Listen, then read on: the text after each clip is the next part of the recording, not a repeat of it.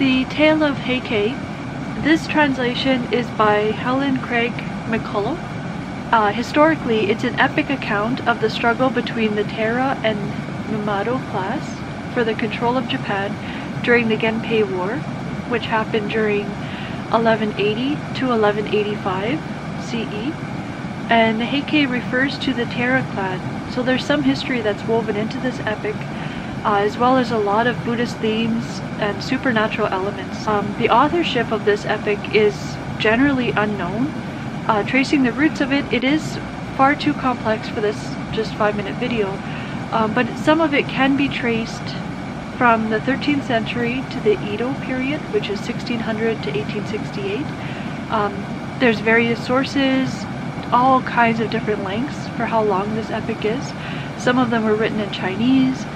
Some were meant to be read aloud, but the majority, they were narrated by blind people called Biwa Hoshi. In English, that would crudely mean a lute, master of the doctrines. So the Tale of Heike, it does have some strong musical roots to it.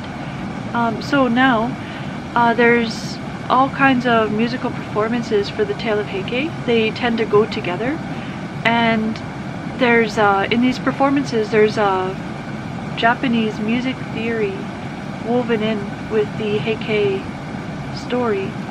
These two practices, the music and the epic story, they merged by about the 1950s. That became really widespread and popular. Without going into too much detail, it's just pretty interesting how you can blend these two together. So the reason I find this epic really fascinating is the decadence of the Tale of Genji. It descends into a cosmic battle for the Heike, and the elements of Buddhism there are throughout this book. It's almost an instruction manual for Buddhism. It gives brief descriptions of the scriptures that were important in Japan at this time, and it defines different kinds of karma, and it shows many Japanese Buddhist rituals. The opening lines are incredibly famous. The sound of the Jian Showa bells echoes the impermanence of all things. The color of the Sala flowers reveals the truth that the prosperous must decline. The proud do not endure. They are like a dream on a spring night. The mighty fall at last. They are as dust before the wind. It begins with people choosing a tranquil way of life, rather than staying in the chaos that daily life has become.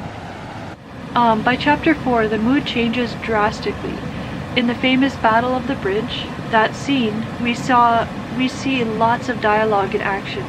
The earlier elements of tranquility over chaos, they're still present, but the story increases in its violence and bloodshed as it goes along. There's almost a mystical inner peace from harmony blended with chaos of attachment to our bodies. It's exquisite to see all of this play out together into just a single epic. It's not a linear story with just one character. It's more a series of flash fiction scenes with various different characters. Perhaps a longer version of these scenes will appear in a more cohesive, longer story if you read the unabridged epic rather than the condensed selections that I read. I'd say the one big question for this epic is choice. If the world is crumbling into disarray and chaos, we all have a choice to make. We can either disengage from the crumbling world and devote ourselves to a more spiritual or religious existence.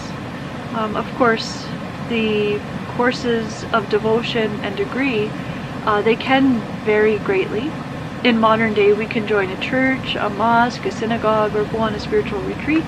We can either live there or visit only. The other choice is to stay and fight on our chosen side. This could add fuel to the war. It could cause more pain. It could also bring a revolution, or just simply decimate everybody. So let's put all of this into a single question. Is our world in disarray today? Which is the better choice? To go into a peaceful existence and devote our time to promoting peace, or sacrifice some of our own happiness for ensuring peace in the future? Is there an answer to this question? Can these two choices be blended into a single existence? So that's all. Thanks for listening. Bye, BookTube.